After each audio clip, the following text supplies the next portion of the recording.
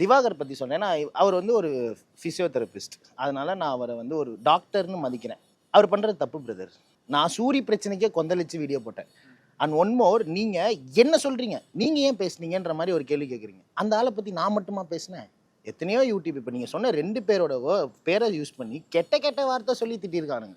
அப்போல்லாம் ஏன் அதெல்லாம் கேட்கல? நான் இத்தனைக்குமே ஒரு சைடு இப்படி எடுத்துக்கோங்களேன். இந்த சைடில் வந்து பெரிய பெரிய யூடியூபர்ஸ் எல்லாத்தையும் அசிங்கமாக திட்டி கவர் பிக்கே கன்றாவையாக வச்சுருப்பாங்க, 18+ மாதிரி. ஆனால் இங்கே ஒருத்தன் அதே நபர்களை இந்த மாதிரி பண்ணாதீங்க, உங்களுக்கு நெகட்டிவிட்டி இருக்குது, நல்லா பண்ணுங்க, உங்களுக்கு பாசிட்டிவிட்டி கிடைக்கும்னு அட்வைஸ் பண்ணியிருக்கேன்.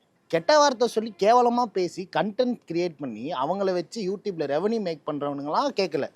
அவ்வளோ பேச்சு பேசி அட்வைஸ் பண்ணி நீங்கள் நல்லா மாறுங்க, நீங்களும் தப்புலாம் பண்ணலன்னு சொல்லி அந்த நபர்கள் எல்லாத்துக்குமே அட்வைஸ்